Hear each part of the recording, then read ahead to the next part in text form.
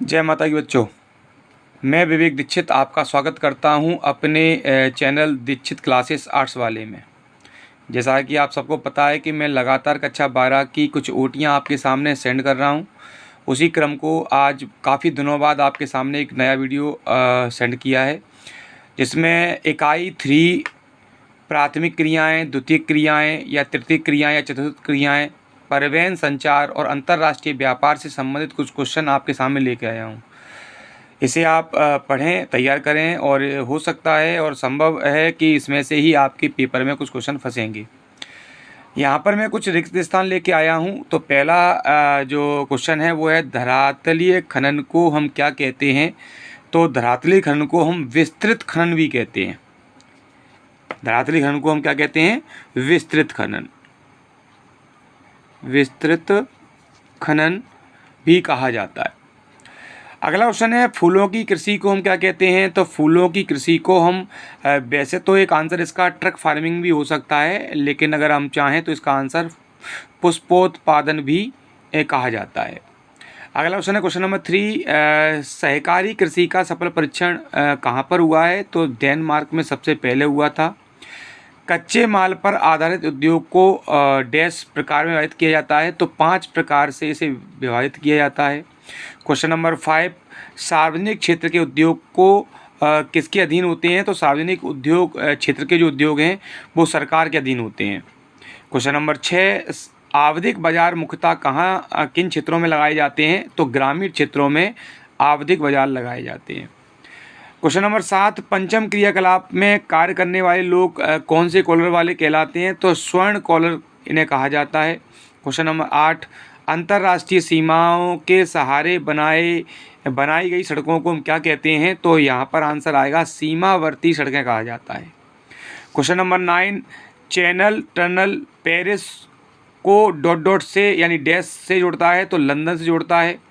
Question number 10, dash को किसी भी देश के व्यापार का प्रवेश द्वार कहते हैं? तो आप सभी जानते हैं, समुद्री पत्तन या अपन बंदरगाह इसे कह सकते हैं।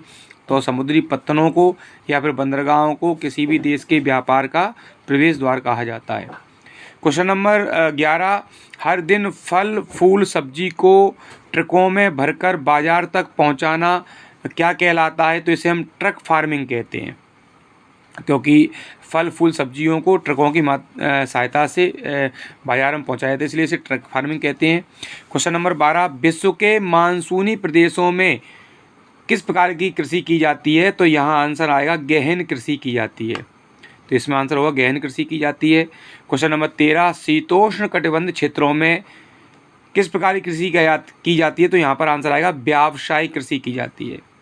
क्वेश्चन नंबर 14, भारत में रोपड़ जो फसल है, भारत की जो रोपड़ फसल है वो कौन सी है? तो चाय जो है वो भारत की रोपड़ फसल है। इसी प्रकार से ब्राज़ील की जो रोपड़ फसल है वो कहवा है। क्वेश्चन नंबर 16, मलेशिया में डैश की फसल रोपण कृषि के माध्यम से की जाती है? तो मलेशिया में रबड़ और नारियल बहुत बड़ी मात्रा में की जाती है, तो इसलिए यहाँ पर आंसर आएगा रबड़ व नारियल। क्वेश्चन नंबर 17, मानव व्यवसाय को डैश वर्गों में बांटा गया है? तो 4 वर्गों में मानव व्यवसाय को बांटा गया है। क्वेश्चन नंबर 18, भूमि को जोतकर या बोकर या बीज उगाने की प्रक्रिया को क्या कहते हैं? तो ये कभी कभी क्वेश्चन 2 नंबर भी बन जाता है कि भूमि को जोतकर बोकर या बीज उगाने की प्रक्रिया को हम कृषि कहते हैं। क्वेश्चन नंबर 19, जब मशीनों के माध्यम से वस्तुएं बनाई जाती हैं तो उसे हम क्या कहते हैं? तो यंत्रीकरण कहा जाता है इसको। क्वेश्चन नंबर 20, अन्य उद्योगों के लिए कच्चे माल का उत्पादन जिन उद्योगों से होता है उन्हें क्या कहते हैं? तो उन्हें आधारभूत उद्योग कहा जाता है। और क्वेश्चन नंबर 21, नई वस्तु का निर्माण क्या कहलाता है? तो नई वस्तु के निर्माण करने की प्रक्रिया को हम विनिर्माण उद्योग कहते हैं।